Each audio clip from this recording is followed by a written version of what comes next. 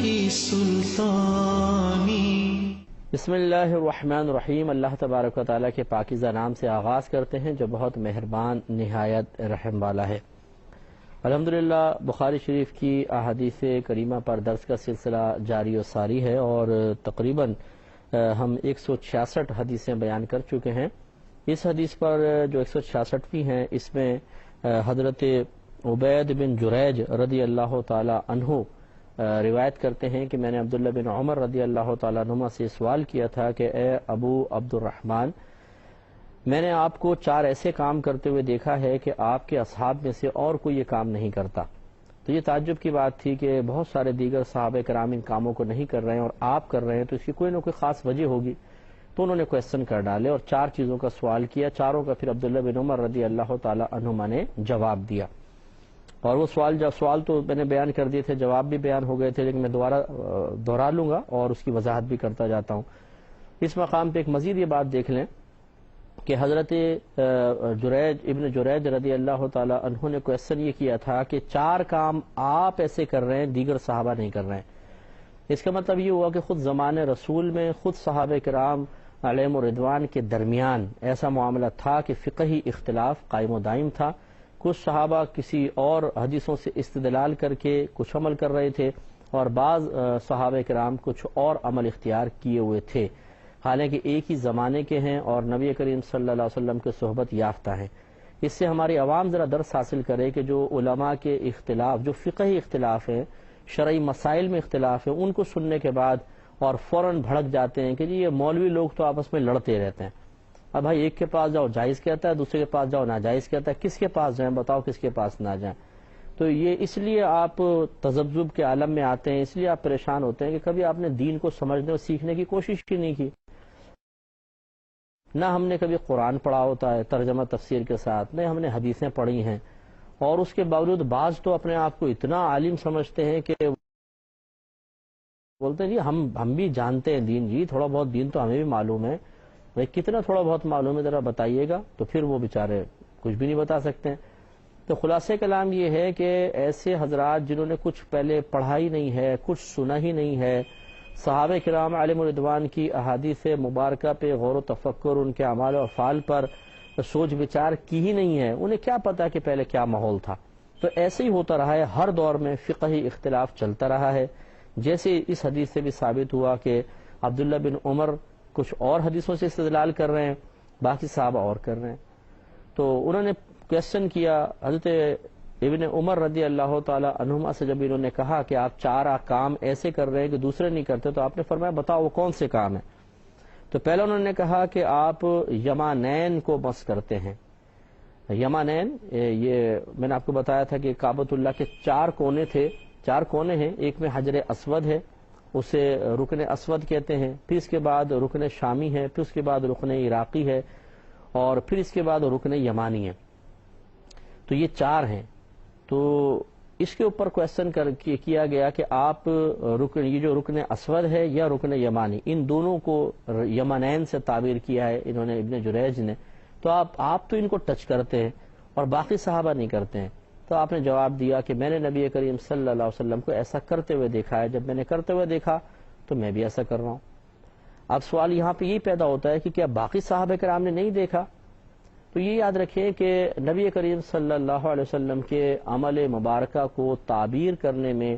بیان کرنے میں جو صحابہ کرام کا اختلاف رہا ہے، وہ اصل میں دیکھنے کی نوعیت کی وجہ سے ہے۔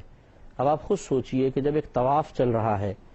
نبی کریم صلی اللہ علیہ وسلم کے ساتھ سارے صحابہ تو جمع نہیں ہے نا، کوئی بہت ہی قریب ہیں، بہت ہی نزدیک ہیں، کوئی اسی قریب مطلب اسی رخ پر ہے لیکن ذرا دور سے دیکھ رہے ہیں، اور کچھ تو دیکھ ہی نہیں رہے کہ جو پیچھے آ رہے ہیں یا پورے جو طواف کے اس طرف ہیں، کعبۃ اللہ کے اس طرف یا سرکار کے آگے جا رہے ہیں، تو وہ تو دیکھ ہی نہیں رہے کہ کیا کر رہے ہیں۔ اس لیے اب یہ ہوا کہ جس نے قریب سے دیکھا، اس نے جو دیکھا اور جو محسوس کیا اس کو بیان کر دیا، اور دور سے دیکھنے والے نے جیسا دور سے دیکھا اور اس کو محسوس ہوا اس نے وہ بیان کر دیا۔ تو کسی نے جب دور سے دیکھا تو ایسا لگا کہ سرکار دور سے ہاتھ یوں کر رہے ہیں، ٹچ نہیں کیا، اور انہوں نے روایت کر دی کہ نبی کریم صلی اللہ علیہ وسلم نے رکن یمانی پر پہنچ کر اس کو مس نہیں کیا،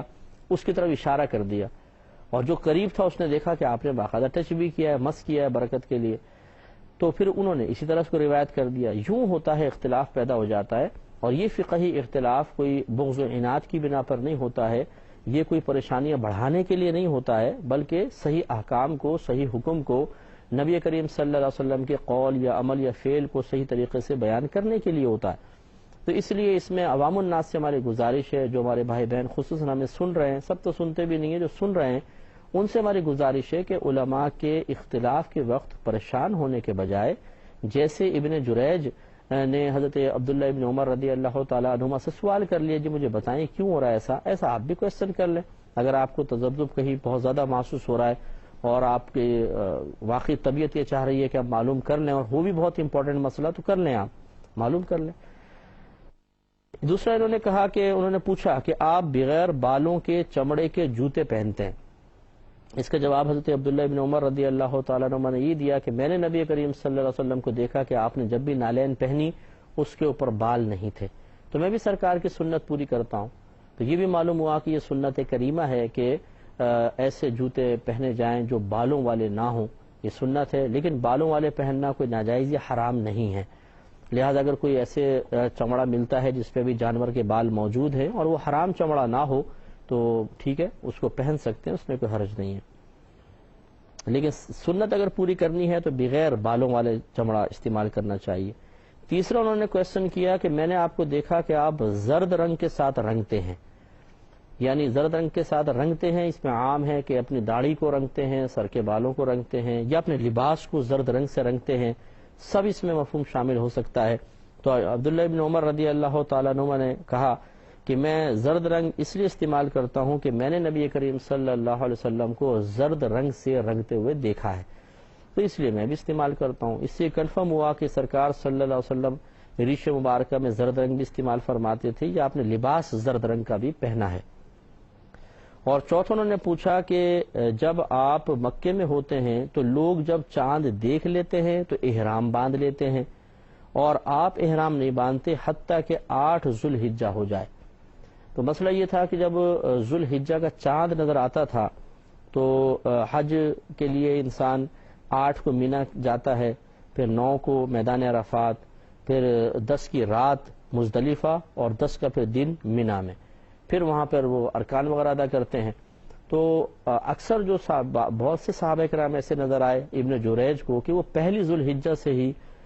ذو الحجہ کے مہینے کا احترام کرتے ہوئے احرام باندھ رہے, اور حضرت عبداللہ ابن عمر رضی اللہ تعالیٰ عنہما 8 ذو الحجہ کو باندھ رہے. تو یہ ان کو تذبذب ہوا, تو پوچھا یہ ایسا کیوں ہوتا ہے؟ تو آپ نے جواب میں ارشاد فرمایا کہ نبی کریم صلی اللہ علیہ وسلم اسی وقت احرام باندھتے تھے جب آپ کی اونٹنی آپ کو لے کر چل پڑتی تھی. تو مراد یہ احرام باندھتے نہیں کہ بیٹھ گئے پھر احرام اونٹنی لے کے چل پڑیے تو احرام باندھ رہے. مراد کہنے کا یہ ہے کہ آپ احرام باندھتے تھے اور مینا کی طرف روانہ ہوتے وقت یہ تلبیہ پڑھ لیا کرتے تھے اور سوار ہو کر فوراً آپ روانہ ہو جاتے تھے. تو لہذا معلوم یہ ہوا کہ نبی کریم صلی اللہ علیہ وسلم 8 ذو الحجہ کو احرام پہنتے تھے عبداللہ بن عمر رضی اللہ تعالیٰ عنہ کے قول کے مطابق. دیگر بھی مطلب جو صحابہ کرام نے دیکھا اسی طریقے سے انہوں نے بیان کیا. تو پہلے وضاحت کر چکے ہیں کہ نبی کریم صلی اللہ علیہ وسلم کا عمل مبارکہ کئی طریقوں سے ثابت ہوتا رہا ہے, جیسا جس نے دیکھا اس نے بیان کر دیا. اس میں میں آپ کو ایک حدیث پیش کرتا ہوں, لیکن پہلے ایک اور حدیث دیکھیے جو سنن ابو داؤد میں بھی ہے اور نسائی میں بھی موجود ہے, اور یہ کپڑوں کو اور داڑھی کو رنگنے کے بارے میں ہے. ذرا اس کو ملاحظہ فرمائیں. زید بن اسلم بیان کرتے ہیں کہ حضرت ابن عمر رضی اللہ تعالی عنہما اپنی داڑھی کو زرد رنگ سے رنگتے تھے, حتیٰ کہ ان کے کپڑے بھی زرد رنگ سے بھر جاتے تھے. ان سے کہا گیا کہ آپ زرد رنگ کے ساتھ کیوں رنگتے ہیں؟ انہوں نے کہا کہ میں نے نبی کریم صلی اللہ علیہ وسلم کو زرد رنگ سے رنگتے ہوئے دیکھا ہے, اور مجھے اس سے زیادہ اور کوئی چیز محبوب نہیں ہے. اور وہ اپنے تمام کپڑوں کو حتیٰ کہ اپنے امامے کو بھی زرد رنگ سے رنگتے تھے.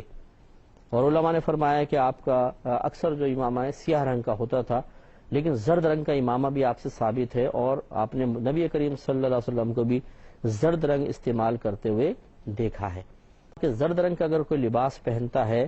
تو یہ شوخی کے اندر نہیں آئے گا, بلکہ تو عبداللہ ابن عمر یا زینت میں نہیں آئے گا, بلکہ عبداللہ ابن عمر رضی اللہ تعالیٰ عنہ کا طریقہ اور سنت رہی ہے.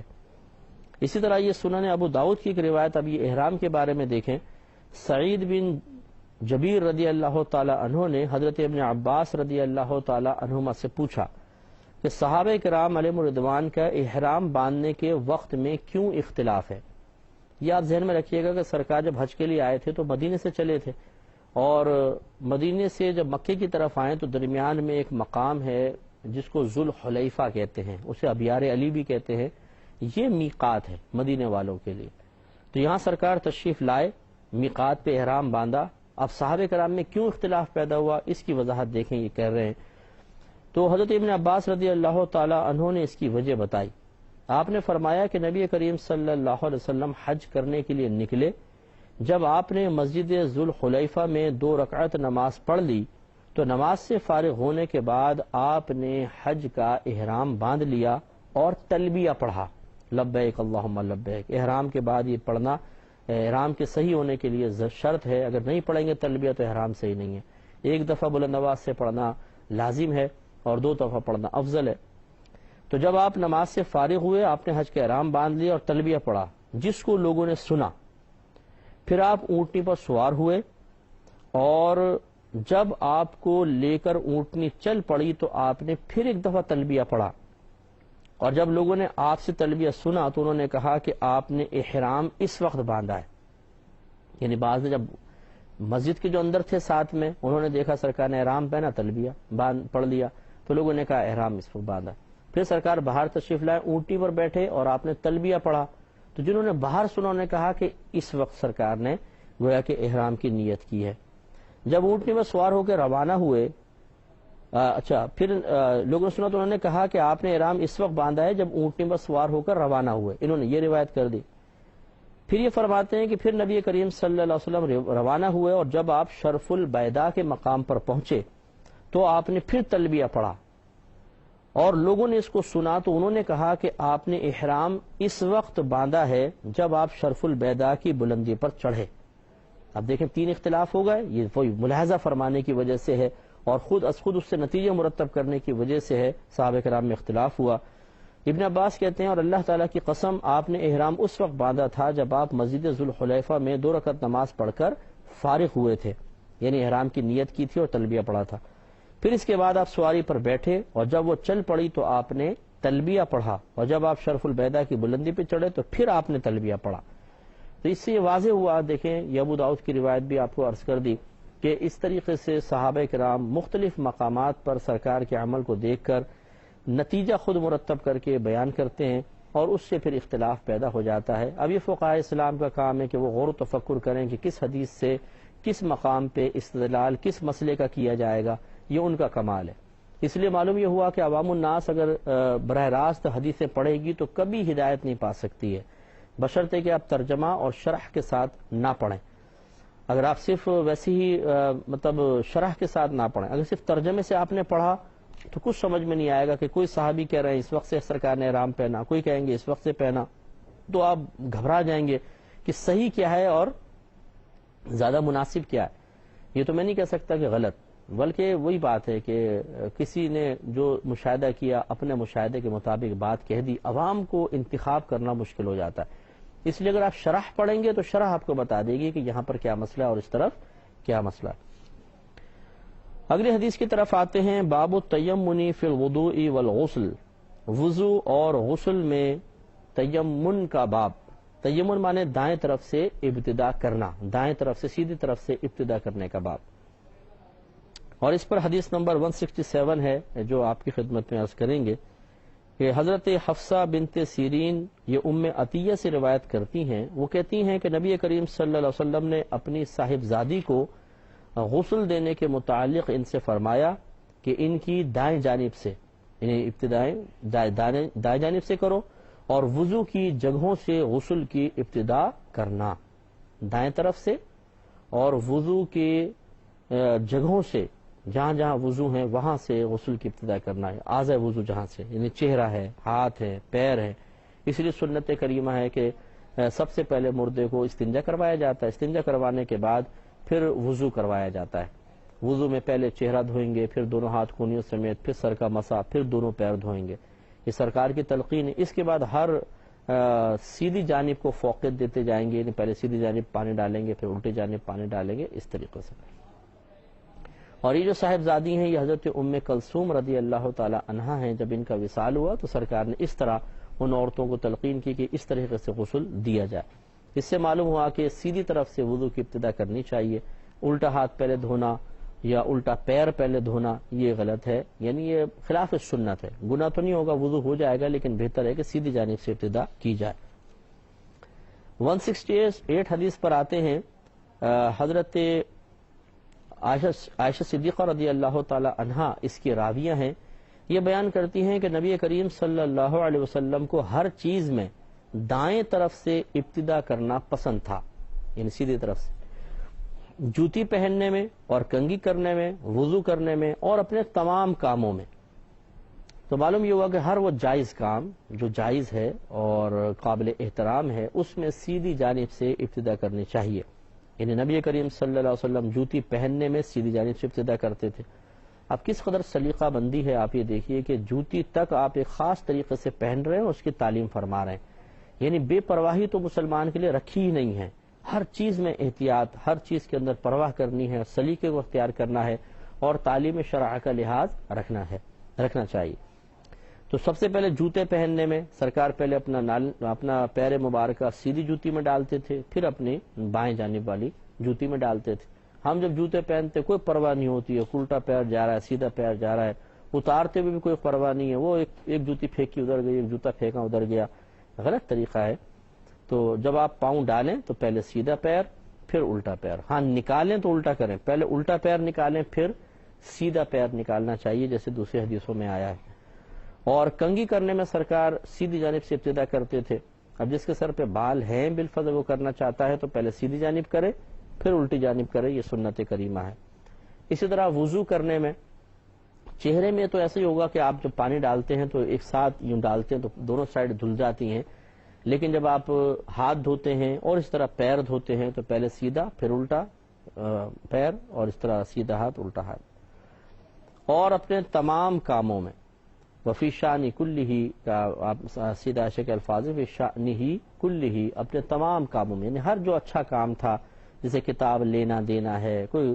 گلاس پانی لینا دینا ہے، کوئی چیز بھی آپ کرتے تھے تو سیدھے ہاتھ سے ابتدا فرمایا کرتے تھے۔ اس لیے ہمیں بھی چاہیے کہ وہ بھائی بہن جو چائے وغیرہ مطلب کرتے ہی کیا ہے کہ کپ پکڑ لیں گے، پرچ پکڑ لیں گے الٹے ہاتھ میں، کپ پکڑیں گے سیدھے ہاتھ میں، جب پرچ میں ڈال کے پیتے ہیں تو یہ اس طریقے سے، یا الٹے ہاتھ میں کپ لے کے چائے پیتے ہیں، اگر کوئی چیز کھا رہے ہیں کوئی بسکٹ وغیرہ الٹے ہاتھ سے کھائیں گے، تو ہماری عادت بن گئی ہے، کچھ ہم اس کو فیشن سمجھتے ہیں، اور اس وقت انسان اپنے آپ کو بہت اچھا سمجھ رہا ہوتا ہے کہ میں کتنا اچھا لگ رہا ہوں، یا کتنا مطلب میں کیسے آداب کا لحاظ کروں، پتہ نہیں کیا خوش فہمیاں ذہن کے اندر ہوتی ہیں۔ آدمی کو سوچنا چاہیے کہ اگر آپ نبی کریم صلی اللہ علیہ وسلم کے طریقے کو اپنائیں گے، اس میں آپ کے لیے عزت کا پہلو بھی ہے، اللہ تبارک و تعالیٰ کی طرف سے رحمتوں کا نزول بھی ہوگا، اور سرکار صلی اللہ علیہ وسلم بھی خوش ہوتے ہیں کہ آپ کے عمل مبارکہ کو اختیار کیا گیا۔ اس لیے جو ہمارے بھائی بہن سن رہے ہیں انہیں احتیاط کرنی چاہیے۔ انشاءاللہ نیکسٹ پروگرام میں اگلی حدیث کے ساتھ حاضر ہوں گے۔ وآخر دعوانا ان الحمدللہ رب العالمین۔